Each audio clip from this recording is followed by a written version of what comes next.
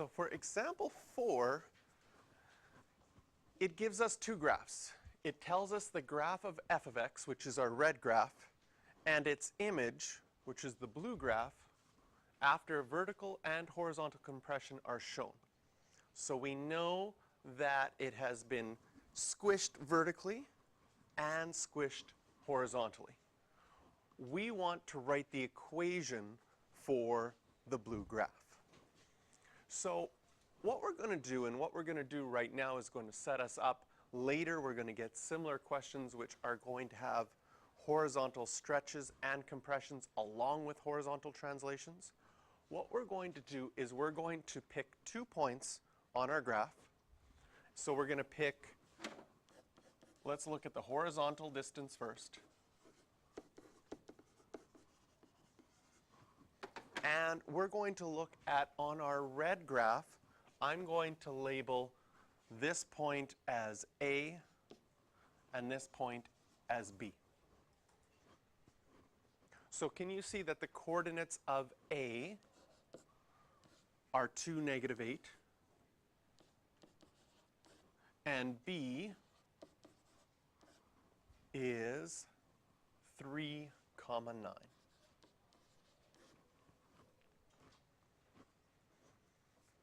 So if you're going from A to B, your horizontal distance between those two is just 1 unit. If we look on the blue graph, I'm going to label this as A prime and that point as B prime. So you'll be given the points that correspond to each other, and often they'll be labeled this way so that you can tell, oh, that's where A went and that's where B went. So when I look at the coordinates of A prime, now the x coordinate is 1, the y coordinate's -4, and the B is at 1.5, B prime 1.5, and comma 5. So now the horizontal distance is 0.5.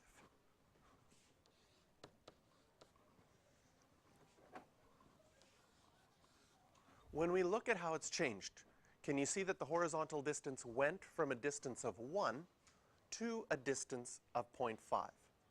What would you have to multiply x? To do that, you would have to multiply x by 1/2 to do that. So we do a little analysis. We look at the original graph, how far it is horizontally. We look at our new graph, how far it is horizontally, with the corresponding points, and we find out that our x coordinates would have had to been multiplied by 1/2 in order to get that new distance.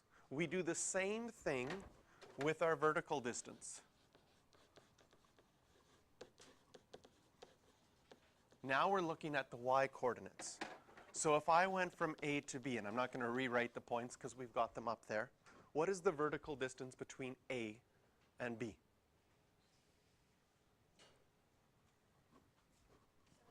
17.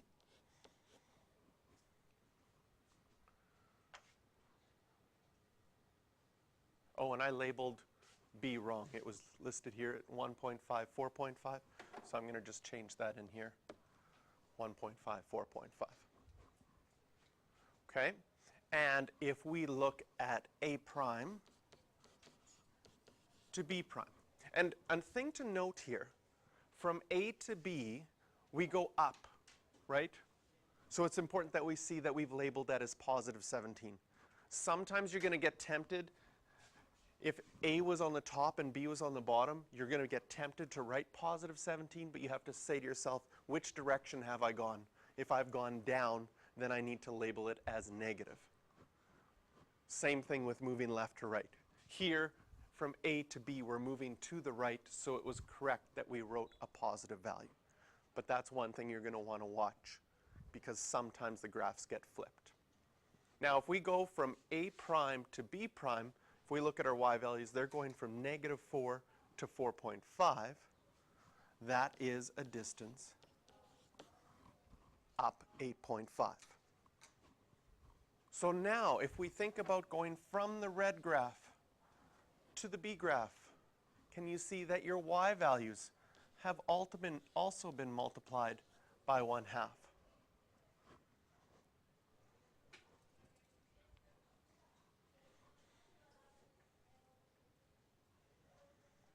So taking both of these things into consideration, we can now write our equation of g of x, or of our new graph, in terms of f.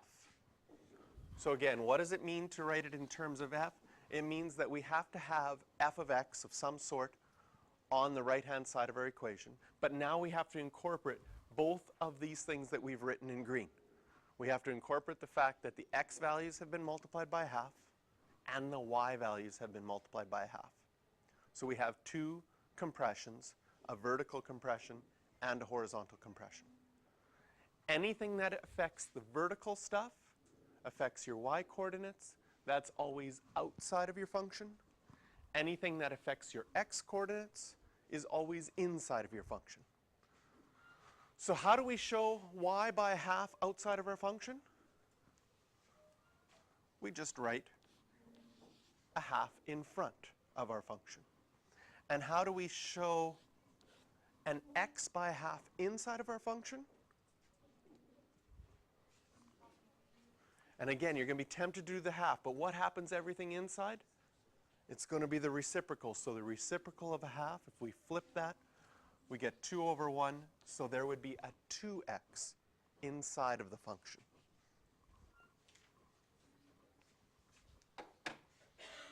Questions you can do for this one are 5, 12, 13, and 14.